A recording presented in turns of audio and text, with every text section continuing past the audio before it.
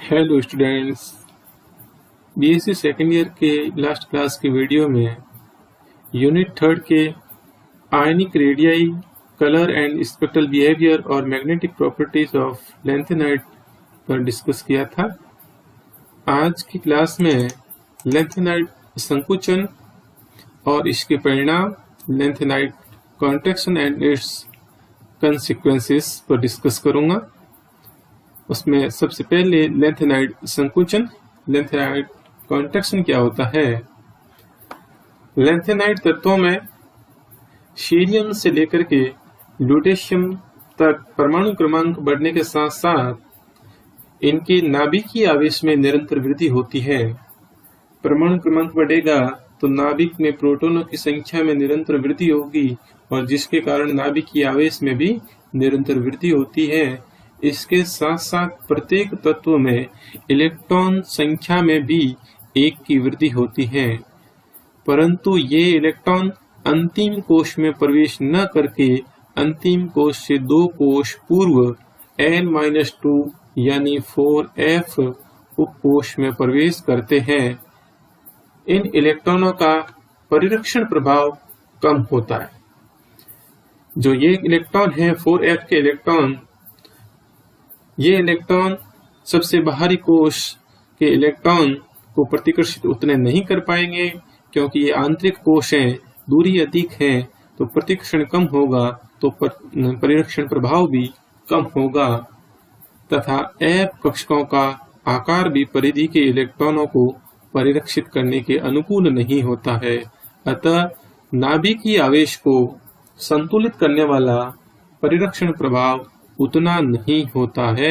इसलिए प्रभावी नाभिकीय आवेश में निरंतर वृद्धि होने के कारण लैंथेनाइडों की परमाणु त्रिज्या में निरंतर कमी आती है। इसे ही लैंथेनाइड संकुचन कहते हैं। यह लैंथेनाइड संकुचन होता है, यानी यहाँ पर नाभिकीय आवेश में जो निरंतर वृद्धि हो रही है उसको जो प्रतिसंतुलित करने के लिए जो परिरक्षण प्रभाव होता है उसमें उतनी वृद्धि नहीं हो पाती है। इसलिए यहाँ पे लैंथेनाइडों के आकार में जो है वो निरंतर कमी आती है। इसे ही यहाँ पे लैंथेनाइड संकुचन कहा जाता है। लैंथेनाइड संकुचन के परिणाम क्या है? तो लैंथेनाइड संकुचन भारी संक्रमण तत्व एवं लैंथेनाइडों के रसायन को समझने में बहुत ही उपयोगी भूमिका निभाता है, क्योंकि लैंथेनाइड संकुचन का प्रभाव केवल लैंथेनाइड तत्वों के गुण पर ही नहीं वरन इस श्रृंखला के बाद में आने वाले तत्वों के गुणों पर भी अत्यधिक प्रभाव डालता है। लैंथेनम से लेकर के लेड तक सभी तत्वों के गुणों में आए असाधारण आचरण लैंथेनाइड संकुचन के ही परिणाम होते हैं। यानी लैंथेनाइड संकुचन के कारण ही या लैंथेनाइड के बाद के जो तत्व हैं इनके असाधारण जो आचरण है इनका कारण ही लैंथेनाइड संकुचन होता है, जिसको एक एक करके अपन डिस्कस करते हैं। क्या परिणाम है लैंथेनाइड संकुचन के? तो सबसे पहला इसमें है लैंथेनाइड तत्वों के स्वयं के गुणों में समानता, यानी इनका आकार है वो लगभग यानी या निरंतर कमी आ रही है, लेकिन वो कमी है वो बहुत ही कम है और बिल्कुल लगातार उसी अनुपात में वो कमी हो रही है। इसलिए इनके गुणों में भी अत्यधिक समानता होती है। लैंथेनाइड तत्वों की जो आयनिक त्रिज्या में निरंतर बहुत कम 0.01 एंगस्ट्रॉन का अंतर आता है, जो अपन ने लास्ट क्लास में इनकी आयनिक त्रिज्या में डिस्कस किया था। तो यहाँ पे निरंतर कमी जो आ रही है वो बहुत ही कम होती है, 0.01 एंगस्ट्रॉन लगातार। और इस कारण अन्य किसी भी वर्ग के तत्वों की अपेक्षा लैंथेनाइड तत्वों के गुण होते हैं वो अत्यधिक समान होते हैं। यानी एक तत्व के गुण है वो दूसरे तत्व के गुण के बिल्कुल यानी लगभग समान होंगे, समानता अधिक रखते हैं। इस कारण इन तत्वों का पृथक्करण काफी कठिन हो जाता है।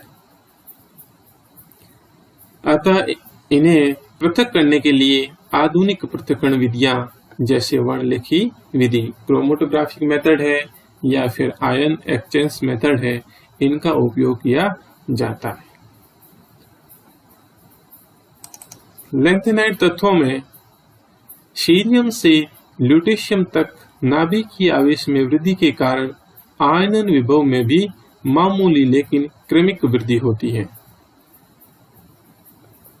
यह भी यहाँ पे है कि सीरियम से ल्यूटेशियम तक नाभिकीय आवेश में जो वृद्धि होगी और उसके कारण आयनन विभव में भी वृद्धि होती है, और ये भी निरंतर क्रमिक वृद्धि होती है और वो भी बहुत ही कम।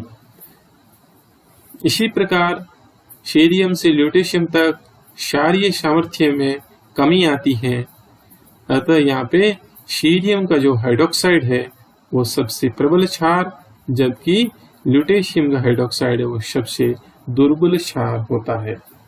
तो इनके हाइड्रोक्साइडों की ये क्षारीय प्रवृत्ति दर्शाई गई है यहाँ पे। तो सबसे ज्यादा जो है यहाँ क्षारीय प्रवृत्ति है वो सीरियम का हाइड्रोक्साइड होगा, और सबसे कम है वो ल्यूटेशियम का हाइड्रोक्साइड होगा।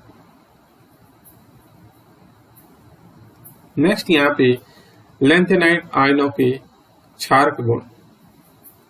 यहाँ नेक्स्ट जो टॉपिक है उसमें लैंथेनाइड आयनों के क्षारक गुण से हैं यहाँ पे, जबकि ये तो यहाँ लैंथेनाइडों के हाइड्रोक्साइडों के क्षारीय प्रकृति के साथ, यहाँ पे लैंथेनाइड आयनों के क्षारक गुण के बारे में डिस्कस करेंगे।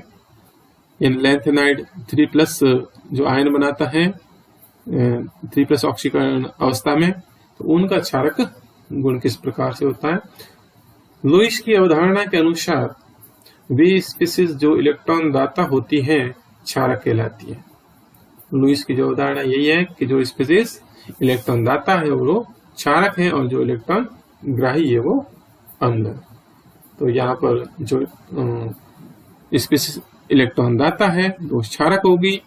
कोई परमाणु अथवा आयन आकार में जितना बड़ा होगा वो उतना ही आसानी से इलेक्ट्रॉन को त्याग पाएगा। आकार में बड़ा होगा तो उसके बाहरी कोश में उपस्थित जो इलेक्ट्रॉन है उस पर नाभिक का आकर्षण बल है वो कम लगेगा, और उस इलेक्ट्रॉन को आसानी से त्याग सकता है, और इस वजह से उसकी क्षारीय प्रवृत्ति होगी वो अधिक होगी।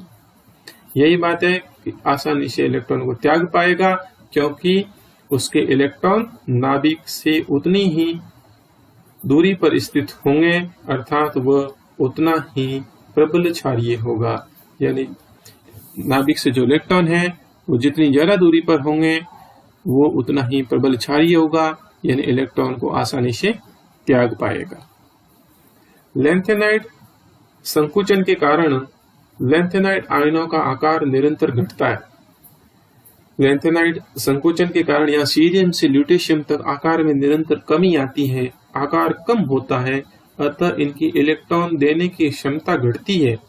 यानी सीरियम से ल्यूटेशियम है, ल्यूटेशियम का आकार सीरियम की तुलना में छोटा है, तो इसके बाहरी इलेक्ट्रॉन पर नाभिक का आकर्षण बल अधिक लग रहा है, इसलिए ल्यूटेशियम है वो आसानी से इलेक्ट्रॉन नहीं त्यागेगा, अर्थात उसकी क्षारीय क्षमता है वो कम होगी। यही कारण है यहाँ पे कि सीरियम से ल्यूटेशियम तक है वो क्षारीय गुण घटता है। नेक्स्ट यहाँ पे आयनों के क्षारीय गुण पदार्थों में निम्न गुणों में परिलक्षित होते हैं। तो जिसमें फर्स्ट है आयनों का जल अपघटन। अधिक क्षारीय आयन सरलता व शीघ्रता से जल अपघटित हो जाते हैं। जो आयन अधिक क्षारीय होगा उसका जल अपघटन भी उतना ही आसानी से हो जाता है। अर्थात यहाँ पे बात करते हैं तो सीरियम आयन है वो सबसे ज्यादा क्षारीय प्रकृति का है, तो उसका जल अपघटन भी उतना ही आसानी से होगा। और ल्यूटेशियम है वो कम क्षारीय प्रकृति का है, तो उसका जल अपघटन शीघ्रता से नहीं होगा। इन जल अपघटन है उसमें सीरियम से लेकर के ल्यूटेशियम तक जल अपघटन की क्षमता घटती है। संकुलों का निर्माण।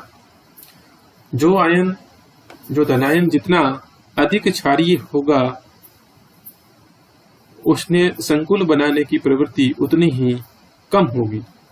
यानी जिसकी क्षारीय प्रकृति जितनी अधिक होगी उसकी संकुल बनाने की प्रवृत्ति कम होगी। अर्थात सीरियम की अपेक्षा ल्यूटेशियम में संकुल निर्माण की प्रवृत्ति अधिक होगी। यहाँ है धनायन की बात करते हैं तो जिनकी क्षारीय प्रवृत्ति है वो अधिक होगी संकुल बनाने की प्रवृत्ति कम होगी।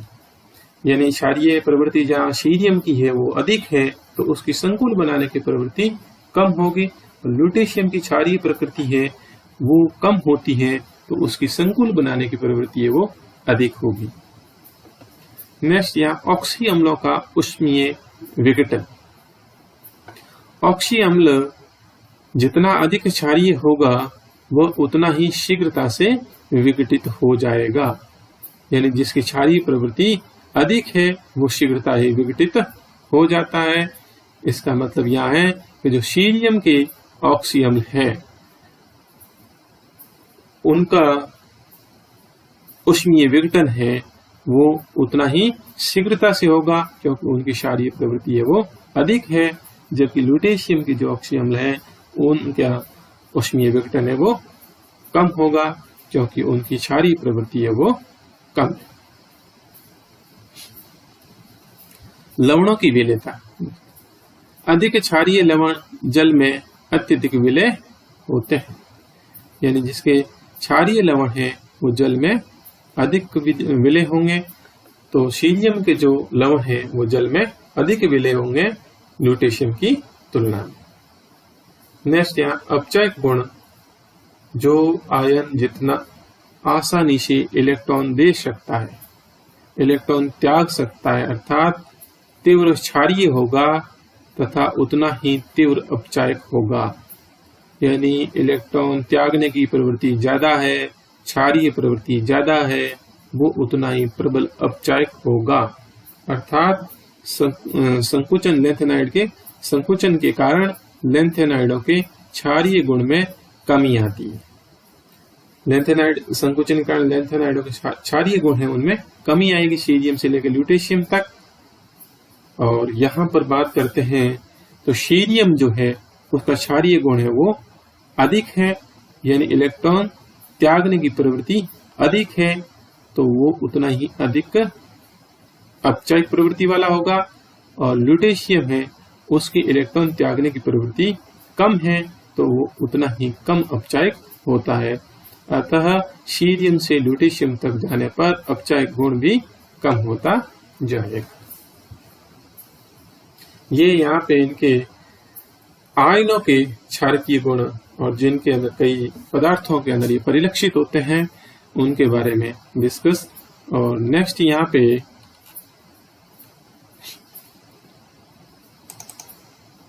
तीसरा पश्य लेंथेनाइड तत्वों का असंगत व्यवहार। पश्य लेंथेनाइड तत्व क्या होते हैं, सबसे पहले तो बात यहां करते हैं। लेंथेनाइड परमाणु क्रमांक 58 से लेकर के 71 तक, 58 शीरियम और 71 ल्यूटेशियम तक होते हैं। पश्य लेंथेनाइड मतलब लेंथेनाइड के बाद के तत्व हैं। तो लेंथेनाइडों के बाद क्या आएंगे, लेंथेनाइड छठे आवर्त में है तो ये भी छठे आवर्त। लेंथेनाइड के बाद छठे आवर्त के हाफनियम 72 परमाणु क्रमांक से मरकरी 80 परमाणु क्रमांक तक तीसरी जो संक्रमण श्रेणी के तत्व है उन्हें पश्य लेंथेनाइड तत्व कहते हैं। इन तत्वों का प्रथम तथा द्वितीय संक्रमण श्रेणी के तत्वों से विभिन्न गुणों में असंगत व्यवहार दर्शाया जाता है, जिसे अपन एक एक करके डिस्कस करते हैं। सबसे पहला है यहाँ पे परमाणु आकार। यानी परमाणु आकार में किस प्रकार यहाँ पे जो पश्य लेंथेनाइड है यानी कि तीसरी संक्रमण श्रेणी के तत्व है वो फर्स्ट और सेकंड है संक्रमण श्रेणी, उनसे किस प्रकार भिन्नता दर्शाते हैं। सामान्यतः एक वर्ग में ऊपर से नीचे जाने पर परमाणु आकार में वृद्धि होती है, क्योंकि वर्ग में नीचे जाने पर परमाणु क्रमांक के साथ साथ विन्यास में एक कोश है उसकी वृद्धि होती है। यानी ऊपर से नीचे जाएंगे तो एक कोश में निरंतर वृद्धि होगी और कोश की वृद्धि के कारण उसके आकार में वृद्धि होती है, अर्थात परमाणु त्रिज्या में वृद्धि होगी, परमाणु के आकार में वृद्धि होती है। किंतु पश्य लेंथेनाइडों में ऐसा नहीं होता है। जैसे प्रथम संक्रमण श्रेणी के तत्वों की तुलना में द्वितीय संक्रमण श्रेणी के तत्वों का आकार अधिक होता है। बिल्कुल नया कोष बढ़ जाएगा और कोष बढ़ने के कारण उनके आकार में वृद्धि होगी। इस कारण प्रथम संक्रमण श्रेणी के तत्व है उनकी तुलना में द्वितीय संक्रमण श्रेणी के तत्वों का आकार अधिक होता है। लेकिन द्वितीय संक्रमण श्रेणी की तुलना में तृतीय संक्रमण श्रेणी के तत्वों का आकार लगभग समान होता है। तृतीय संक्रमण श्रेणी का मतलब पश्य लैंथेनाइड, और इनका आकार है वो द्वितीय संक्रमण श्रेणी के लगभग बराबर होता है। यानी यहाँ एक कोष बढ़ गया है लेकिन फिर भी आकार नहीं बढ़ा है, यानी कोष बढ़ने के बावजूद भी आकार है वो लगभग बराबर ही रहता है द्वितीय संक्रमण श्रेणी के तत्वों के। तो इनका कारण है यहाँ पे लैंथेनाइड संकुचन का ही परिणाम है। लैंथेनाइड संकुचन से बाकी जो कोष है वो भी नाभिक के नजदीक आ जाते हैं, जिसके कारण जो अंतिम कोष है जो बढ़ गया है, संख्या में तो वृद्धि हुई है लेकिन आकार में वृद्धि उतनी नहीं हो पाती है, लगभग समान रहता है। द्वितीय व तृतीय संक्रमण श्रेणी के तत्वों की परमाणु त्रिज्याएं समान होने के कारण इनके गुणों में भी काफी समानताएं पाई जाती है।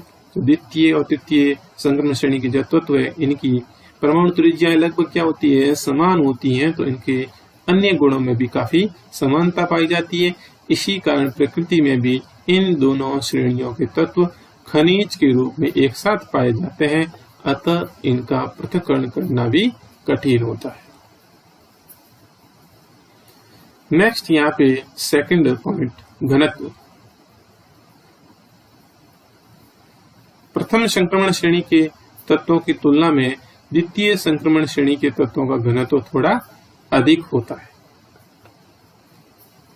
प्रथम संक्रमण श्रेणी है उसकी तुलना में जो द्वितीय संक्रमण श्रेणी के तत्व है उनका घनत्व थोड़ा अधिक होगा। परमाणु क्रमांक बढ़ेगा, परमाणु भार बढ़ेगा, और परमाणु भार बढ़ेगा उस अनुपात में यहाँ पे तो उसका आकार नहीं बढ़ पाता, यानी आयतन नहीं बढ़ पाता, जिसके कारण थोड़ा सा यहाँ पे घनत्व बढ़ जाता है। परमाणु भार बढ़ने के कारण घनत्व निकालते हैं तो वही बात है यहाँ पे किसी पदार्थ का द्रव्यमान अपॉन उनका वॉल्यूम। तो यानी कि यहाँ द्रव्यमान जितना बढ़ा है उस अनुपात में वॉल्यूम नहीं बढ़ा है, तो इसलिए यहाँ पे घनत्व में थोड़ा वृद्धि होती है। लेकिन द्वितीय संक्रमण श्रेणी की तुलना में तृतीय संक्रमण श्रेणी के तत्वों का घनत्व लगभग दुगना होता है। यहाँ घनत्व में बहुत अधिक वृद्धि हुई है द्वितीय संक्रमण श्रेणी के तत्वों की तुलना में बात करें तृतीय संक्रमण श्रेणी के तत्वों की, तो यहाँ पर बिल्कुल दुगुना हो गया है। जबकि प्रथम संक्रमण श्रेणी की तुलना में द्वितीय संक्रमण श्रेणी में थोड़ी सी वृद्धि होती है, और यहाँ वृद्धि बहुत अधिक, यानी कि जो घनत्व है वो लगभग दुगना हो जाता है। इसका कारण यह है कि लैंथेनाइड संकुचन के कारण इनकी आयतन में वृद्धि नहीं हो पाती है। यानी लैंथेनाइड संकुचन हुआ, आकार लगभग बराबर रहा, और आकार बराबर रहा तो आयतन तो बढ़ा नहीं, तो आयतन में तो वो वृद्धि नहीं होती है। जबकि परमाणु क्रमांक बढ़ने के कारण परमाणु भार में वृद्धि हो जाती है। परमाणु क्रमांक तो बढ़ गए, जैसे ही अपन बात करते हैं द्वितीय संक्रमण श्रेणी के बारे में तृतीय संक्रमण श्रेणी की बात करते हैं तो उसके परमाणु क्रमांक में 32 का डिफरेंस आता है।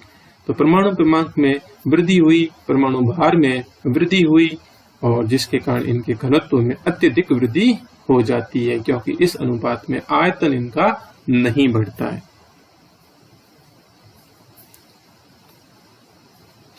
नेक्स्ट यहाँ तीसरा है आयनन विभव एवं विद्युत ऋणता। पश्य लैंथेनाइड तत्वों में लैंथेनाइड संकुचन के कारण तत्वों के आकार में कमी आ जाने से इनकी संयोजकता कोश में उपस्थित इलेक्ट्रॉन को नाभिक से अनंत दूरी तक ले जाने के लिए अधिक ऊर्जा की आवश्यकता पड़ती है। आयनन विभव का वही मतलब है कि किसी परमाणु के अंतिम कोश में उपस्थित इलेक्ट्रॉन को उसके नाभिक के आकर्षण से अनंत दूरी तक ले जाने के लिए जो आवश्यक ऊर्जा है वो उसका आयनन विभव होता है। तो इस आयनन विभव यानी कि इस इलेक्ट्रॉन को अनंत दूरी तक ले जाने के लिए जो आवश्यक ऊर्जा है उसके मान में वृद्धि हो जाती है, अर्थात आयनन विभव के मान में वृद्धि होती है। प्रथम व द्वितीय संक्रमण श्रेणी के तत्वों के आयनन विभव में अधिक अंतर नहीं होता है, लगभग बराबर होता है, थोड़ा सा ज्यादा होता है द्वितीय संक्रमण श्रेणी का। किंतु द्वितीय व तृतीय संक्रमण श्रेणी के तत्वों के आयनन विभव में अत्यधिक अंतर होता है। यहाँ बात करें द्वितीय संक्रमण श्रेणी और तृतीय संक्रमण श्रेणी, तो इनके आयनन विभव में अत्यधिक अंतर होता है, यानी द्वितीय संक्रमण श्रेणी की तुलना में तृतीय संक्रमण श्रेणी के तत्वों का आयनन विभव काफी ज्यादा अधिक होता है। तो इसके पीछे यहाँ नाभिकीय आवेश में बहुत अधिक वृद्धि हो जाती है, और नाभिकीय आवेश में वृद्धि होगी तो जो बाह्यतम कोश में उपस्थित जो इलेक्ट्रॉन है उसके ऊपर आकर्षण बल अधिक लगेगा, और आकर्षण बल अधिक लगेगा तो उस इलेक्ट्रॉन को अनंत नाभिक से आकर्षण से मुक्त करने यानी अनंत दूरी तक ले जाने के लिए जो आवश्यक ऊर्जा अधिक चाहिएगी, यानी आयनन विभव का मान है वो अधिक बढ़ जाएगा, और ये लेंथेनाइड संकुचन का ही परिणाम है। इसी प्रकार वर्ग में ऊपर से नीचे जाने पर तत्वों की विद्युत ऋणता में कमी आती है। सामान्य रूप से देखते हैं तो विद्युत ऋणता में ऊपर से नीचे जाने पर कमी आती है, किंतु लेंथेनाइड संकुचन के कारण द्वितीय संक्रमण श्रेणी के तत्वों की तुलना में तृतीय संक्रमण श्रेणी के तत्वों की विद्युत ऋणता अधिक होती है। तो यही कारण है यहाँ पे विद्युत ऋणता भी बढ़ जाती है। द्वितीय संक्रमण श्रेणी के जो तत्व है उनकी तुलना में जो तृतीय संक्रमण श्रेणी के तत्व है उनकी विद्युत ऋणता भी अधिक होती है। विद्युत ऋणता का मतलब ही वही है, इलेक्ट्रॉनों को अपनी तरफ आकर्षित करने की जो क्षमता है, और वो इलेक्ट्रॉनों को अपनी तरफ आकर्षित करने की क्षमता है वो यहाँ पे इनके नाभिकीय आवेश में वृद्धि होने के कारण यहाँ पे इनकी विद्युत ऋणता है वो भी अधिक हो जाती है। यानी लेंथेनाइड संकुचन हो गया, आकार छोटा हुआ, नाभिकीय आवेश बहुत अधिक बढ़ गया, तो इसलिए यहाँ पे जो बॉन्ड के इलेक्ट्रॉन है उसको वो अधिक आकर्षित करेंगे, विद्युत ऋणता अधिक हो जाती है। फोर्थ है यहाँ पे एट्रियम का भारी लेंथेनाइडों के साथ प्राकृतिक खनिजों में पाया जाना। एट्रियम यहाँ द्वितीय संक्रमण श्रेणी का तत्व होता है, और इसका भारी लेंथेनाइडों के समान आकार होने के कारण या इसका आकार है वो भारी लेंथेनाइडों के समान होता है। यहाँ आप देख रहे हैं यहाँ तो ये त्रिज्या दे रखी है एट्रियम की 3+ ऑक्सीडेशन स्टेट के अंदर 0.88 एंगस्ट्रॉन है, तथा यहाँ ये त्रिज्या इर्डियम की दे रखी है 3+ ऑक्सीडेशन स्टेट के अंदर, इसकी भी 0.88 एंगस्ट्रॉन है। यानी कि ये भारी लेंथेनाइड और इट्रियम दोनों की जो आयनिक त्रिज्या है +3 ऑक्सीडेशन स्टेट के अंदर वो बिल्कुल बराबर है। तो यही कारण है यहाँ पे ये इट्रियम है, ये भारी लेंथेनाइडों के साथ प्राकृतिक रूप में पाया जाता है, तथा ये गुणों में भी भारी लेंथेनाइडों से समानता रखता है। इसका आकार समान है तो ये गुणों में भी भारी लेंथेनाइडों के समान होता है, और प्रकृति में पाया भी इनके साथ जाता है, इसलिए इसका पृथक्करण करना भी कठिन होता है। तो ये यहाँ पे लेंथेनाइड संकुचन के परिणाम थे। ये क्वेश्चन एग्जाम में बड़ा क्वेश्चन आता है, लेंथेनाइड संकुचन क्या है और इसके परिणामों की व्याख्या कीजिए। ये बड़ा क्वेश्चन कई बार ये एग्जाम में आ चुका है। एग्जाम की दृष्टि से ये टॉपिक काफी महत्वपूर्ण है। सी सेक्शन के अंदर इसका क्वेश्चन आता है। ठीक है, नेक्स्ट टॉपिक पे नेक्स्ट क्लास में डिस्कस करेंगे। Thank you.